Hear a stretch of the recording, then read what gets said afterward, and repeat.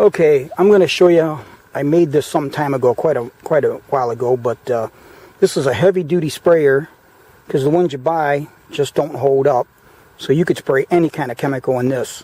And it was made out of a actually an air tank, remote air tank that you would put air in, that you could air up tires on or take it wherever you would need air, compressed air.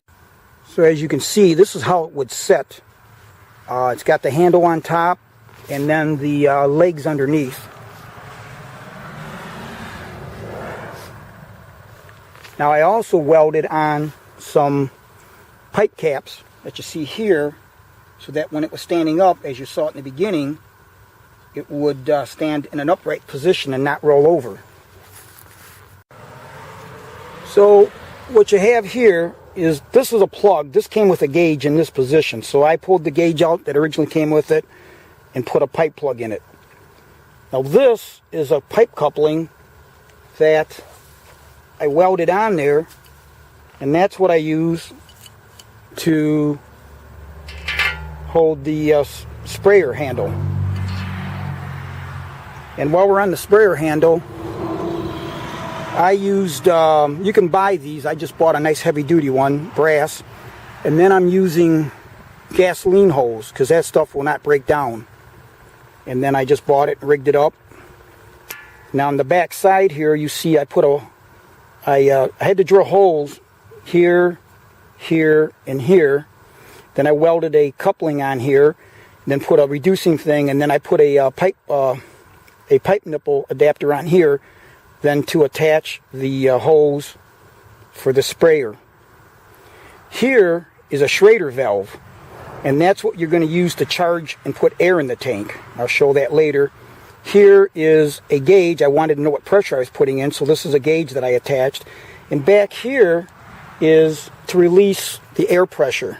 You turn this, and that'll release the air pressure. Now this is a big ball valve here. Okay? And that is what I use. As you can see, I use that to fill it up. This is where you put your product in. And then you close it, and then you charge the tank. So once you fill this up with your product that you want, now you need to charge it. You need to put air in it to allow it to spray. So one other thing, actually all these top holes, I may have missed that. Every one of these top fittings that I put on these couplers, all I had to have holes drilled. Then I welded around it, then used reducing couplings, whatever it took to get it to work. Now the reason for this hook here, this eye bolt and this eye bolt back here, is if you wanted to put a shoulder strap. So I've actually got that for a shoulder strap. So you've got your handle that you can carry this in a horizontal position, and then it'll sit on this bottom feet that originally came with it, and then in the upright position as we see here. That's why I welded those caps at the bottom. So now we're going to charge it, and all you need to do is have an air chuck. This is the Schrader valve, just like you'd have on your car.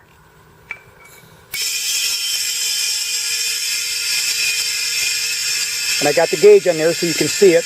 This thing will take a lot of pressure. You probably don't want more than 40 pounds because you're going to have product in there too.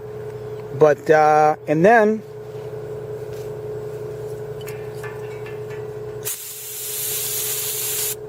this thing will spray real far. So now, what if you're done, but you want to keep the product in there, but you want to relieve the air pressure? That's what this is for. So now, back this down.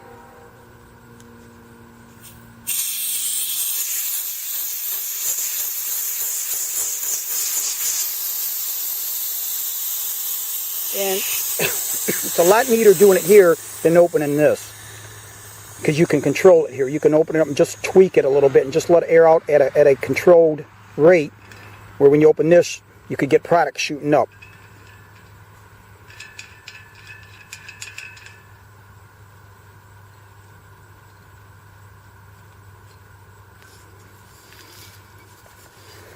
And again, this thing is super heavy duty. I mean, there's nothing to wear out. Well, anything could, the gauge, but this isn't going to give you all that leaking like that other crap that you buy, those plastic things.